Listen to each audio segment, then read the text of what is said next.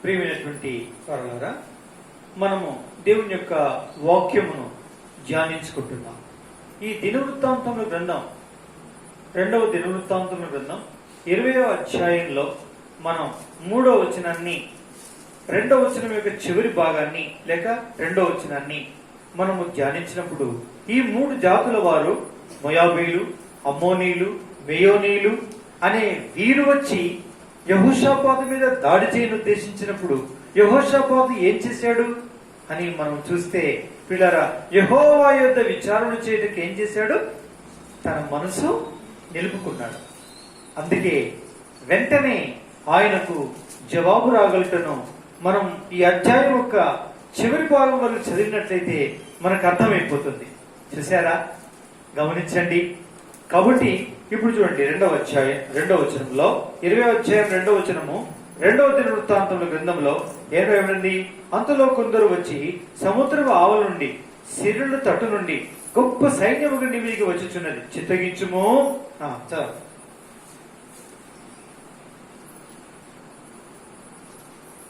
2వ వచనము, సగభాగములో నుంచి వారు అసాసోన్ తామారు అను ఎన్గదీలో ఉన్నారని యెహోషాపాతునకు తెలియచేసిరి. గమనించండి నా ప్రియమైనటువంటి వాళ్ళరా, యెహోషాపాతు మరి విచారించుటకు మనసు నిలుపుకోవడానికి ఇంకొక బలమైన కారణం ఉన్నది. అదేంటి బలమైన కారణం అంటే, వాళ్ళు వచ్చి ఉన్న చోటు అంటే ఎక్కడికి వచ్చినారు వాళ్ళు? హసాసోన్, తామారు ఎనిగేదిలో ఉన్నారని యెహోషాపాతుకు తెలిసినప్పుడు. పిల్లరా, అంటే ఎక్కడున్నారని తెలిసింది అంటే, అసాసోన్ తామారు ఎనిగేదిలో ఉన్నారు అని తెలిసింది. అంటే అర్థం ఏంటండి? అంటే వీరు వచ్చి వారుండిన స్థావరం విషయమై చెప్పిన వెంటనే యెహోషువ ఎలా ప్రతిస్పందించాడంటే, నా ప్రియమైనటువంటి వాళ్ళరా, ఎలా ప్రతిస్పందించాడంటే, అమ్మయ్యా అయితే అక్కడికే వచ్చారా, అయిపోయింది, వెరీ గుడ్, మనమేం టెన్షన్ పడాల్సిన పర్లేదు. అర్థమైందా? ఇక వారు కరెక్ట్గా వారు దిగబడే చోటికే వచ్చారు, వారు ఓడిపోయేటువంటి స్థానంలోకే వచ్చారు, వారు చిక్కుకునే స్థలంలోకే వచ్చారు. ఏం పర్వాలేదు. కానీ ముగ్గురు 3 సమూహములుగా వచ్చారు కాబట్టి కొంచెం భయం వేస్తుంది. అయినా సరే యెహోవా యొద్ద మనం విచారణ చేయాలి అని మనసును మళ్ళీ నిబ్బరం చేసుకున్నాడు, లేక విచారించుటకు మనసు ఏం చేసుకున్నాడు? నిలుపుకున్నాడు. పిల్ల సముదాయించుకున్నాడు. దేన్ని బట్టి సముదాయించుకున్నాడు అంటే, పిల్లరా, అసాసోన్ తామారు అను ఎనిగదిలోకి వచ్చారని తమాయించుకున్నాడు. అంటే దాని అర్థం ఏంటి? అసాసోన్ తామారు అంటే దాని అర్థం ఏమిటి అంటే, ఈత చెట్టును శుద్ధి చేయుట. అసాసోన్ తామారు అంటే అర్థం ఏంటండి? ఈత చెట్టును శుద్ధి చేయుట. గమనించండి, ఈత చెట్టును శుద్ధి చేయుట అనేటువంటి ఈ చోటికి వారు వచ్చారని విన్నప్పుడు తన మనసును నిలుపుకున్నాడు. యెహోవా యొద్ద విచారణ చేయుట కొరకు తన మనసు నిలుపుకున్నాడు. కొంచెం నిబ్బరపడినాడు. పిల్లారా, ఏం కంగారు పడొద్దులే అని తను తమాయించుకున్నాడు. అంత ఆదరణ కలిగింది ఆ మాట ద్వారా. ఎందుకో తెలుసా? ఈత చెట్టును శుద్ధి చేయుట అనే స్థలములోనికి వచ్చారనే మాటను బట్టి ఆయనకు ఆదరణ కలిగింది. అంటే దీని అర్థం ఏంటండి?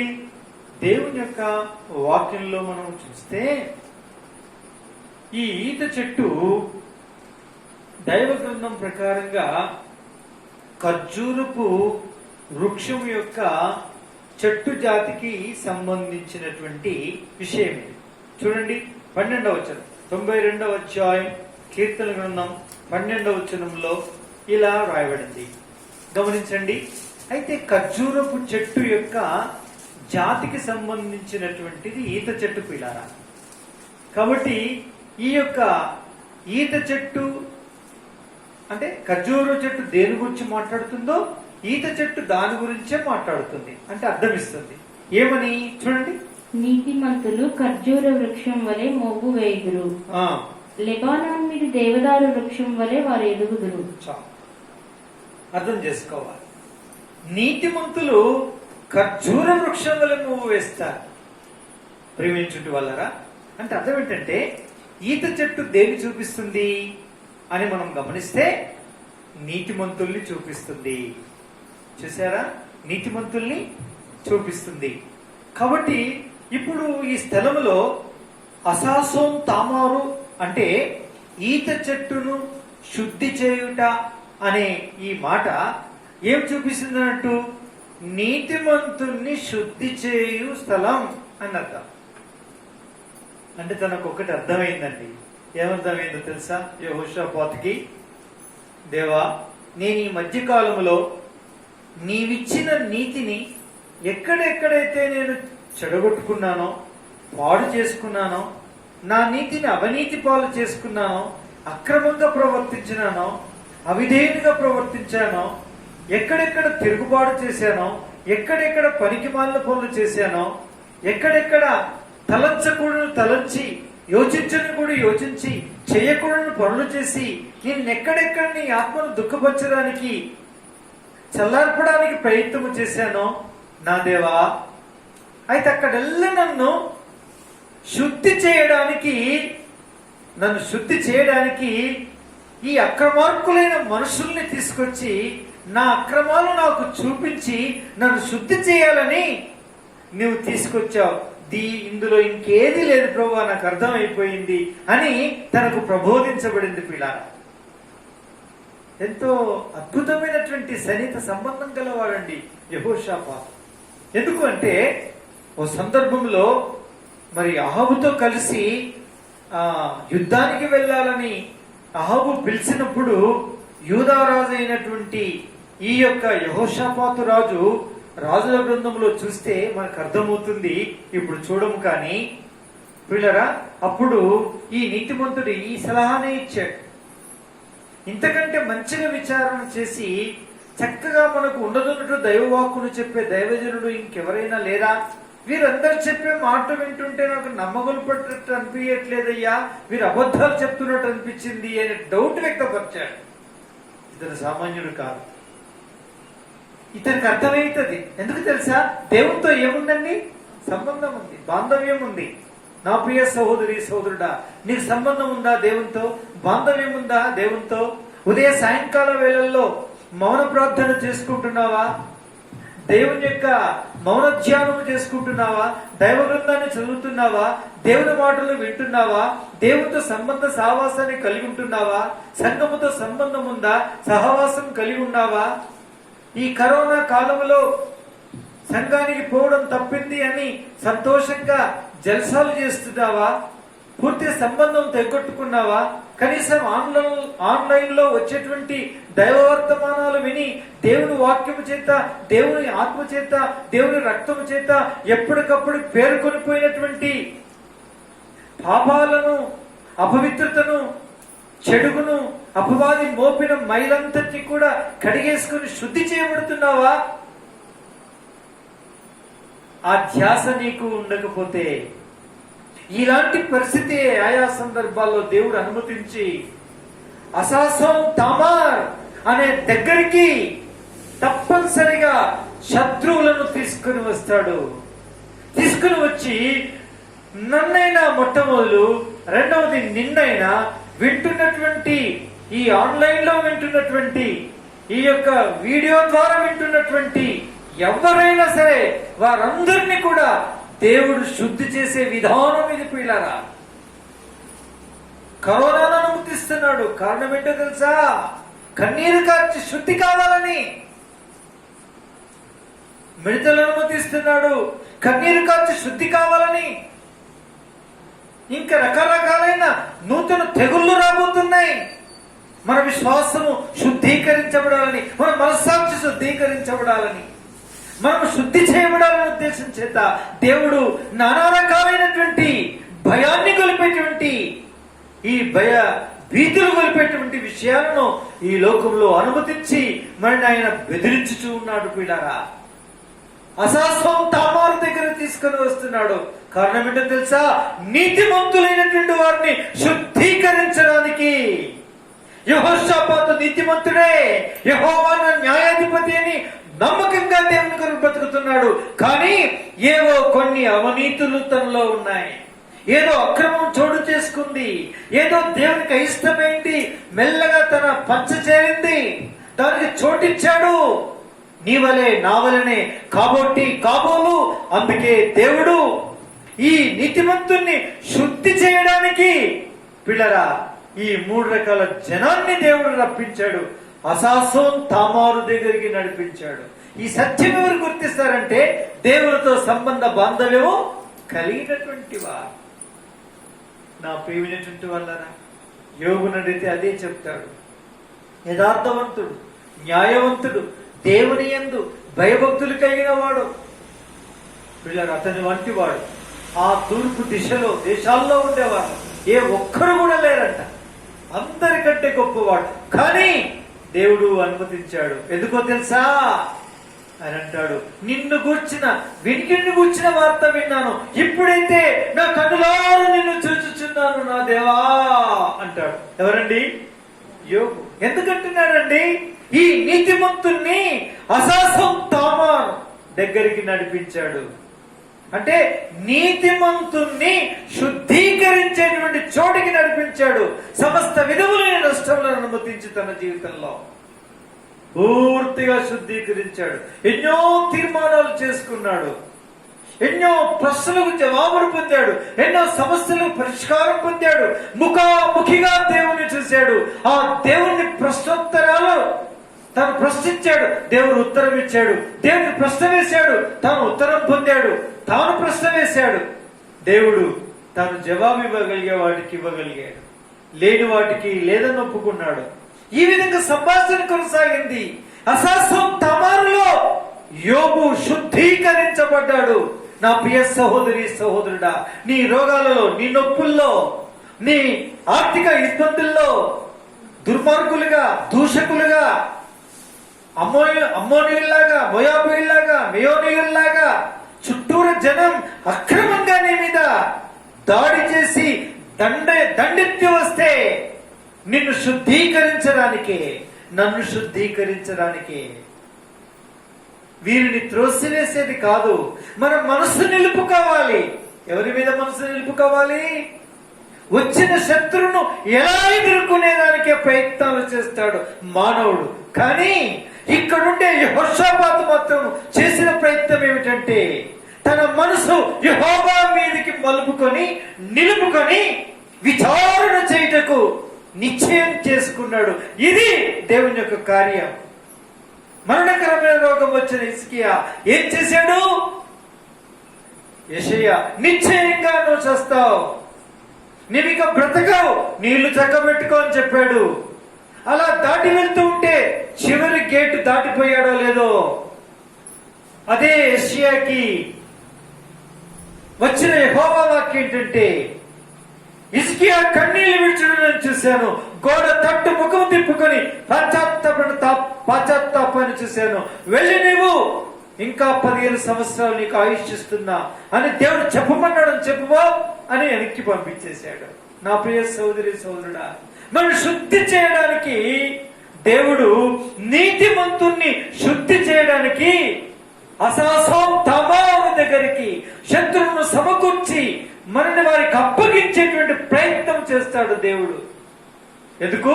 మన మనసు యెహోవా మీద నిలుపుకోవాలని, విచారణ చేయడానికి నిలుపుకోవాలని.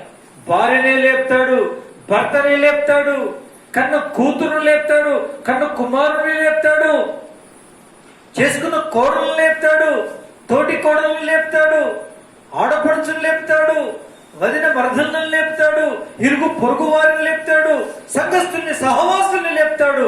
విశ్వాసుల మీదకి సేవకుల మీదకి విశ్వాసుల్ని దేవుడు లేపి అసాసం తామోలను నీతిమంతులు శుద్ధి చేయడానికి ఆయన అనుమతించేటువంటి మార్గములు ఇవి. ఈ సత్యాన్ని గుర్తించి పిల్లలు మనం మనస్సు నిలుపుకోవాలి. యెహోవా యందు విచారణ చేయడానికి ఎప్పుడైతే మనసు నిలుపుకుంటామో ఆ పరమందున దేవుడు ప్రార్థన ఆలకించి జవాబును అనుగ్రహించువాడై ఉంటాడు. పిల్లరా, ఎదురొచ్చిన శత్రువును చూస్తాము, కానీ దానికి రహస్యమైనటువంటి మార్గం ఏమిటో మనకు తెలియదు. పిల్లరా, కారణం ఏమిటో తెలియదు. అందుకే సమయం వ్యర్థం చేసుకుంటూ ఉంటాం మనం. అందుకే ప్రభు దగ్గర క్షమాపణ కోరుకుంటాం. ప్రభువా, నన్ను మీరు మన్నించండి, మీ కార్యంలో లోతుగా జరిగించండి. నేను ఎదురొచ్చిన శత్రువును చూస్తున్నాను, కానీ నా దేవా,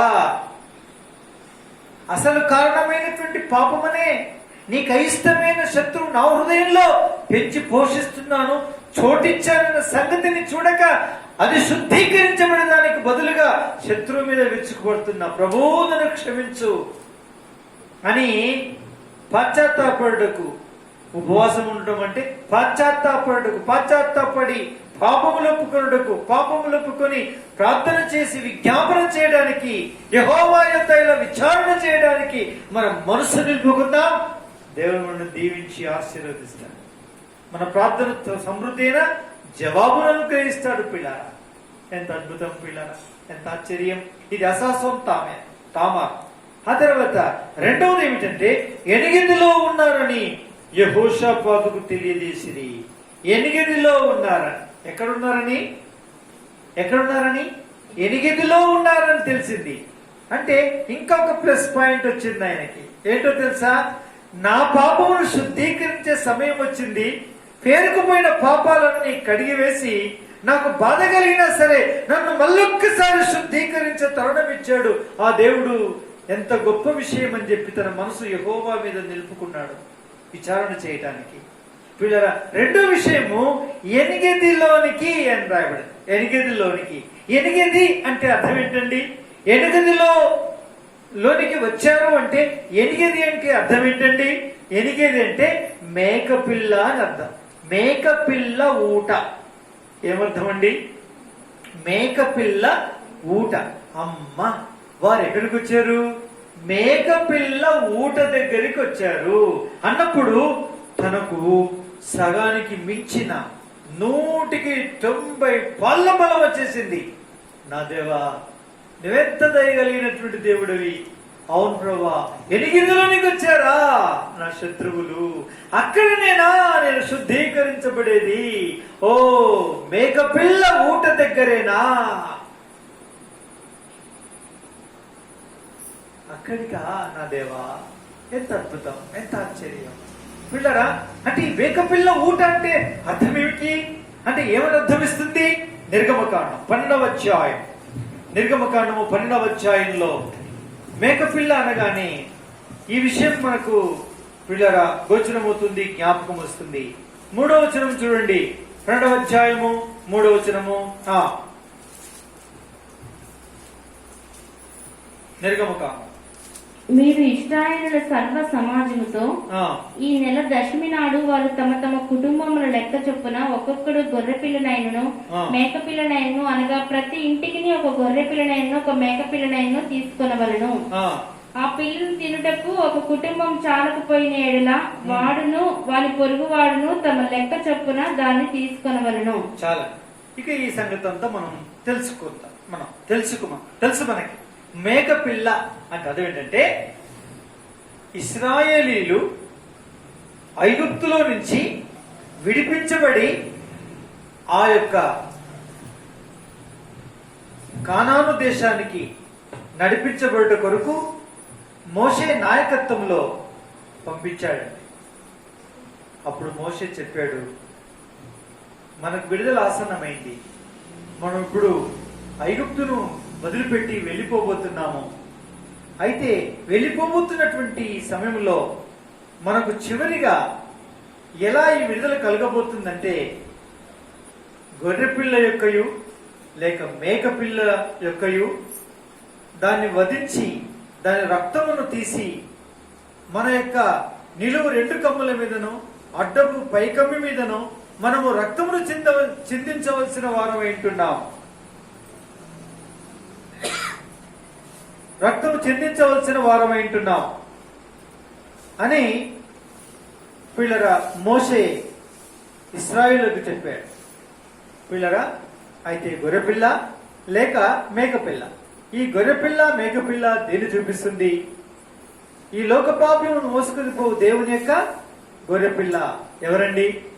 యేసుక్రీస్తు ప్రభువుని చూపిస్తుంది. మరి మేకపిల్ల అని దేని చూపిస్తుంది? అవును పిల్లరా, నిర్దోషి అయిన నిష్కలంకమైన ఈ యొక్క మరి గొర్రెపిల్ల లాంటి యేసుక్రీస్తు ప్రభువారు మేకపిల్ల పాపమును పాపాత్ముని చూపిస్తుంది. ఆయన్నే పాపాత్మునిగా చేయబడి దోషి కాని ఆయన దోషి అయిపోయి, శాపము కాని ఆయన శాపగ్రస్తుడై, పిల్లరా మన శాపమును మన దోషమును తాను భరించువాడైనాడు.